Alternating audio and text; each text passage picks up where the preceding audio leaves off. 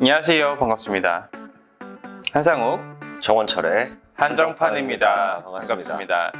지금 뉴스 틀면은 올림픽 아니면 러시아 이렇게 좀 두 가지 이슈들만 계속 나오는 것 같은데, 뭐 선제 공격을 뭐 언제 하겠다, 뭐 특정 날짜까지 지금 나온 상황이다 보니까 지금 뭐 매스컴에서 지금 계속 그냥 진짜 치냐 안 치냐 이런 얘기들만 좀 나오고 있는 것 같습니다. 사실 많은 투자자분들께서 좀 걱정하시고 조금 비중이 많으신 분들 혹은 계좌 관리가 안 되신 분들께서는 그런 좀 공포감을 느낄 수 있을 만한 주말인 것 같아요. 그쵸? 그렇죠? 네. 네, 공포감을 느낄 수 있을 만한 주말인데, 저희가 지금의 이 러시아 사태를 필두로 여러 가지 예시를 말씀을 드리면서 앞으로 주식시장이 저점에 다가가는 이유, 그리고 반등이 나아질 수밖에 없는 이유, 그 부분에 대해서 한번 말씀을 드리도록 하겠습니다. 저희가 그래서 이제 주식을 하다 보면은 꼭 이렇게 증시가 막 흔들리고 할 때 뉴스에서 무조건 꼭 건드리는 언급되는 그런 단어가 하나 있습니다. 뭐죠? 빅스 지수에 대해서 오늘은 좀 포커스를 두고 말씀을 드리려고 하는데, 빅스 지수가 뭐죠? 빅스 지수가 네. 뭐냐면, 시장 좋을 때에는 언론에서 노출조차 안 됩니다. 근데 시장이 나쁠 때 항상 나오더라고요. 그렇죠. 주식시장이 떨어지고 공포감을 느낄 때, 그러니까 공포지수라고도 표현을 합니다. 공포감이라는 그 단어를 수치화시켜가지고 특정 이슈에 맞춰서 공포감 수치가 많이 올라가면 주식시장이 이만큼 급락한다. 주식시장은 극도로 공포감을 느끼고 있다. 그런 걸 하나의 기준 잣대로 만들어주는 그런 키워드라고 한번 보시면 될 것 같습니다. 어렵지는 않고요. 그냥 빠질 때 올라간다 정도로 한번 이해를 해주시면 될 것 같아요. 그죠? 이게 사실 뭐 네이버에 그냥 뭐 빅스 지수라고 검색해도 그 어느 정도 포인트에 형성이 되어 있는지 나오기 때문에 그렇게 찾아보는 건 어렵지 않고요. 그러니까 어원 자체를 풀어보면은 변덕스러운 지수, 뭐 변덕스러움 요렇게 좀 해석이 지수라고 된다고 하니까, 결국 투자 심리가 좀 안 좋을 때는 이 지수 자체가 올라가고, 뭐 평범하다, 그리고 장도 좀 괜찮다라고 하면 아마 뉴스에서 찾기 힘들 겁니다. 보통은 한 20에서 한 30포인트 사이에서 내외로 움직인다고 해요. 그래서 요번 시간에는 그래서 20에서 30 정도가 좀 평범하다 하면은 그보다 훨씬 더 많이 올라갔을 때에 좀 사례들을 좀 갖고 왔습니다. 그래서 최소 40포인트 이상, 이건 뭐 거의 뭐 빅스 지수가 뭐 뉴스가 도배가 되고 이제 그런 사례를 총 5가지 갖고 왔죠. 여러분들께서도 케이스 스터디로 공부할 수 있을 만큼 주식시장이 급락을 하고 공포감을 느낄 수 있는 그런 시점이라고 한번 이해를 해주시면 될 것 같고, 첫 번째 스타트는 역시나 1998년도 맞습니다. 러시아, 그리고 또 어디죠? 브라질이 이제 약간 이제 국가부도. 그 사태가 이제 98년도 9월 6일에 있었습니다. 그때 기억하기로 IMF에서 실제로 파견을 했죠. 그쵸. 모스크바에 파견을 해가지고 지금 러시아의 경제 상황은 어떤가, 이런 것까지 실사조사가 다 들어간 케이스고요. 대표적으로 상당히 유명한 헤지 펀드가 파산을 했는데 그 롱텀 캐피탈이었나요? 그쵸. 뭐 주식 증시 뭐 역사 이런 거 보면은 꼭 한 번씩 무조건 등장하는 헤지펀드죠. 롱텀 캐피탈 매니지먼트 이렇게 말을 하는데, 실제로 이제 그 러시아랑 브라질이 뭔가 출렁출렁 한다, 물론 그것도 굉장히 또 변동성 요인이었습니다만, 이 사건을 말미암아 이 롱텀 캐피탈이 좀 휘청휘청하는 그런 게 실질적으로 훨씬 더 증시에 많은 영향을 또 미쳤다라고 볼 수 있습니다. 이런 대형 헤지펀드가 망할 수도 있겠구나. 근데 이런 대형 헤지펀드사가 망하게 되면 그만큼 금융 시스템에도 타격이 갈 수밖에 없겠구나라는 그런 우려감이 한 타임 붙어줬기 때문에 겪어보지 못한 투자자분들 입장에서는 충분히 공포감을 느낄 수 있었죠. 그때 빅스 지수가 한 42포인트까지 올라갔었는데, 그죠? 그쵸. 네? 첫 번째는 이제 러시아의 이제 국가 부도. 러시아는 얘기가 많이 나오네요. 요즘에도 그렇고. 그러니까. 그래서 국가에 좀 문제가. 뭐 민주주의 사회에서 사는 사람이다 보니까 공산국가는 좀 말도 많고 탈도 많은 것 같습니다. 네. 좀 공격적인 발언인가요?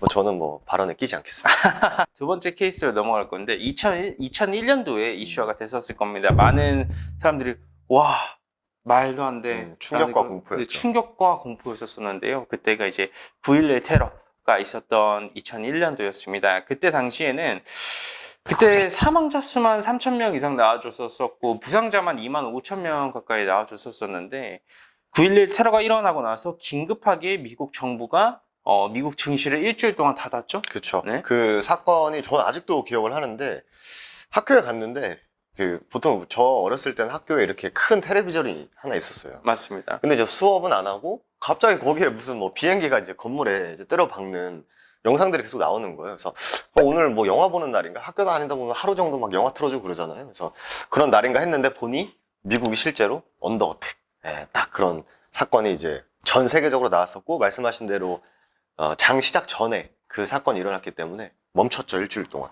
근데 우리나라 시장은 계속적으로 이제 거래가 됐었기 때문에 증시에 큰 공포를 줬었던 그런 사례 중 하나입니다. 그때 빅스 지수가 그때도 한 43포인트 정도로 네. 되는 걸로 알고 있습니다. 맞습니다. 그렇죠? 네. 42에서 한 43 정도 왔다 갔다. 그때 당시에는 정말 어마어마한 공포감을 많이 느꼈지만 실제 수치상으로 보게 되면 러시아 있었었던 러시아 국가부도 사태랑 비슷했다 정도로 한번 이해를 해주시면 될 것 같습니다. 자, 그 다음 세 번째 사례가 너무나도 많은 분들이 잘 알고 계신 2008년도에 리먼 브라더스 이슈이지 않을까 싶습니다. 그때 이제 미국의 부동산으로 인해서 시발점이 되었고 그로 인해서 금융위기가 맞았는데요. 이 케이스에 대해서 한번 설명 부탁드려도 될까요? 일단 뭐 부동산에서 시작이 됐고, 그때 당시에 이제 뭐 완전 그냥 조만한 담보도 신용대출을 막 이제 해줄 때인데, 이제 그게 계속 대출이 많아지다 보니까 이제 금융회사들이 한 달 전부터 관계자들이 서로 이제 전화를 하면서 남아있는 현금에 대해서 이제 통화를 많이 했다고 합니다. 근데 이제 당연히 없는데? 그때 당시에는 이제 위기 상황을 감지는 못 하다가 뭐 당시 이제 근무하시던 분들의 인터뷰를 보면은 그냥 뭐 집에서 게임하고 있는데 전화 와가지고 안 받았다. 다음날 출근해서 또 막 전화가 빗받쳐가지고 전화를 받으니 다 현금이 지금 있냐, 이거를 상환할 수 있는 상황이 되냐를 물어봤는데 당연히 없다 라고 했는데 그 바로 한 달 뒤에 이 사건이 확 터졌다고 합니다. 실제로 우리나라에서도 그때 당시가 이제 이 위험 관리에 대해서 이제 많은 이제 금융회사들이 좀 정신을 차린, 그러면서 이제 보험사라든지 은행사 이쪽에서 이제 리스크 관리 부서들이 하나둘씩 생기기 시작을 한 사례입니다. 그리고 사실 이때 빅스 지수도 몇 포인트 정도까지 올라갔었죠? 일단 거의 79까지 엄청나게 많이 올라가죠. 나비 효과로 인해서 대한민국 또한 충분히 큰 타격을 입어줬고요. 그로 인해서 사실 파생된 사건이 하나 더 있죠. 그렇죠. 네. 저희가 이제 네 번째로 소개시켜드릴 바로 이슈인데 2011년도입니다. 네. 그리스의 디폴트 사건이 이제 네 번째 사건인데, 사실 이 08년도 저희가 설명드린 세 번째 사건이 엄청나게 좀 장기간 많은 국가에 영향을 미치다 보니까 그 안에 크고 작은 사건들도 많았습니다만 시장 전반적으로 쾅 했던 게 바로 2011 이때 이제 그리스부터 시작된 디폴트 얘기였습니다. 어쨌든 이제 그리스가 유로존이랑 IMF에 금융위기 신청을 하게 됩니다. 그리스 하면은 메인 그 국가의 산업 구조 자체가 아무래도 관광 쪽이 이제 활성화돼 있다 보니까 저희가 말씀드린 세 번째 사건에서 파생된 사람들이 이제 뭐 다 힘들고 하는데, 지금도 마찬가지지만 여행 갈 생각을 많이 못 하잖아요. 그렇죠. 그러다 보니까 이제 그리스는 외화가 점점 떨어지고, 어쨌든 이제 경제 구조, 산업 구조가 굉장히 취약하기 때문에 좀 직접적으로 많이 타격을 받았고, 실제로 이게 단순히 이제 그리스가 무너진다고 해서 전 세계 금융이 뭔가 흔들릴까?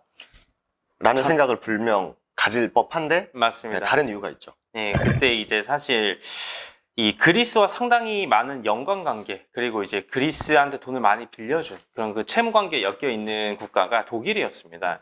그리고 그때 당시에 독일은 상당히 파급력이 있는 국가였고, 지금도 그렇지만 그렇죠. 네, 지금. 네, 상당히 파급력이 있었었고, 그리스가 디폴트를 선언을 해버리게 되면 그 피해가 제일 큰 국가는 결국 독일이었습니다. 그러면 독일 또한 마찬가지로 그 피해를 피해갈 수 없잖아요. 그렇게 되면 독일 또한 흔들려줄 수밖에 없고, 그럼 독일에 또 연관관계가 있는 기업들, 국가들은 충분히 추가적인 타격이 후폭풍이 맞을 수 있는 상황이었기 때문에 그리스의 디폴트가 단순한 그냥 나라 하나의 디폴트는 아니었다라는 말씀을 드리도록 하겠습니다. 예시를 들어서 제가 정 대표님한테 돈을 많이 빌려줬다고 해봅시다. 네. 근데 정 대표님이 이제 난 못하겠어, 채무보다 못하겠어, 나는 파산할 거다, 디폴트 할래 해서 이제 뭐 개인회생을 신청을 하시거나 네. 파산 신청을 하셨습니다. 끔찍하네요. 네, 그 생각만 해도. 제 입장에서는 이제 원금이 90%가 이제 네. 상감이 된 상황이기 때문에 네. 뭐 살려내라고 하겠죠. 그러지 마. 넌 살아야 돼. 이런 식으로 네. 이제 조금 하는 케이스죠. 독일도 이 사태를 막으려고 굉장히 많이 노력을 했고, 그 이후에 그리스가 총 3번의 구제 금융을 받는데 총 금액이 420조라고 합니다. 420조 정도 되고 이게 마무리된 게 얼마 안 됐어요. 2018년도였죠? 18년도에 딱 이제 종식을 하면서 이제 마무리가 됐고 어쨌든 이제 2010년대 딱 들어와서 증시가 좀 많이 무너졌다라고 하는 주식 해보신 분들은 아시겠지만 그때가 바로 이 유로존 이 위기가 어떻게 보면 2010년도 초반에 가장 큰 영향을 미쳤던 사건이 바로 이 그리스 사건이고 빅스 지수는 그때 당시에 한 42, 43 이때도 마찬가지 이 정도 올라갔던 것 같습니다. 자, 그러면 또 이제 마지막 역사상에서 제일 큰 폭락을 줬다라고 하는 그런 사태가 있었죠. 2020년도에 코로나. 맞습니다. 역사적이었습니다. 그쵸. 네, 끔찍했죠, 사실. 네. 빅스 지수 66포인트까지 올라가고 이제 5번째 사건이었습니다, 바로. 네, 그래서 지금 저희가 크게 알아본 게 지금 총 5가지죠. 네, 첫 번째 러시아 국가, 그리고 두 번째 9.11, 그리고 금융위기, 그리고 유로존, 그리스, 그리고 이제 우한 폐렴까지. 그래서 이 사건 모두 최소 40포인트 이상 이제 올라갔던 그런 사건들을 정리해 드렸는데, 뭐 말씀드렸지만 이 외에도 크고 작은 사건들도 있었습니다만, 실제로 이 저희가 포커스를 맞췄었던 이 빅스 지수의 급등 사건이 이제 크게 지금 이제 5개 사건이고, 그러면 우리가 이걸 단순히 그랬구나 라고 이제 알아볼 게 아니라 그 후에 그 당시의 증시 흐름과 그 후에 증시 흐름이 어떻게 흘러갔는지까지 알아봐야 마무리가 되지 않을까 생각합니다. 맞습니다. 이 그림을 보시면 아시겠지만 이런 위와 같은 상당히 큰 이슈가 있고 증시가 폭락을 하고 난 뒤에는 재미있게도 증시는 정말 크게 반등을 해줬습니다. 그렇죠. 러시아 부도 98년대가 코스피 기준으로 280포인트였다고 합니다. 근데 이제 뭐 사진을 보시면 굉장히 당시가 또 저점이었고, 그리고 또 9.11 테러 당시 코스피가 500포인트였죠. 역시 또 저점을 형성을 하고, 또 금융위기 당시도 1000포인트, 그리고 디폴트 당시가 1700포인트, 그리고 코로나가 1800포인트.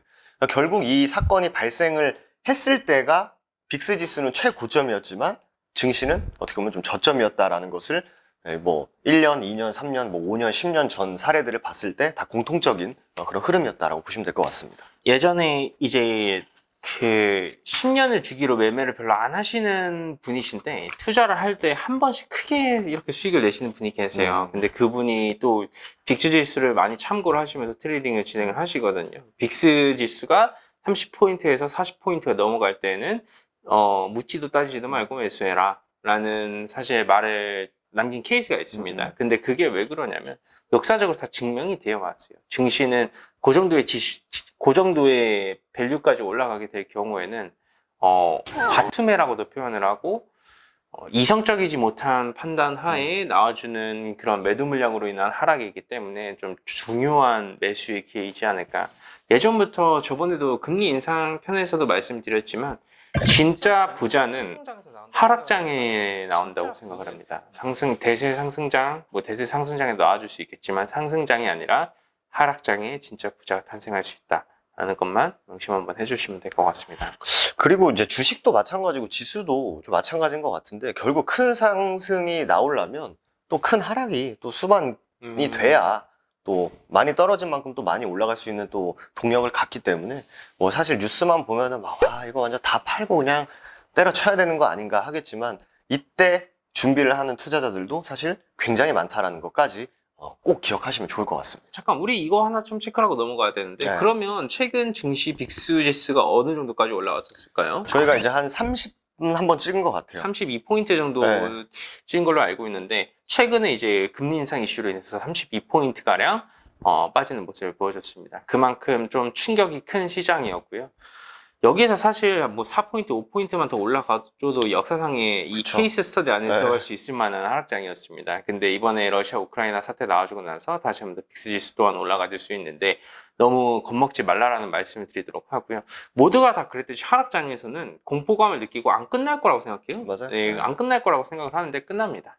네, 끝나고 과거 이 수십 년의 케이스 스터디가 얘기를 해주기 때문에 겁먹지 말고 이성적으로 지표를 믿고 객관적인 분석을 믿자라는 말씀 드리도록 하겠습니다. 자, 좋습니다. 그러면 저희가 한정판에서 조금 그래도 유익한 내용을 찍어서 올려드리기 위해 좀 준비를 해봤는데요. 한 번씩 개별적으로 한번 보시면서 나는 어떤 시기에 투자를 해야 되겠구나라는 그 명확한 관점이 잡히시면 좋겠습니다.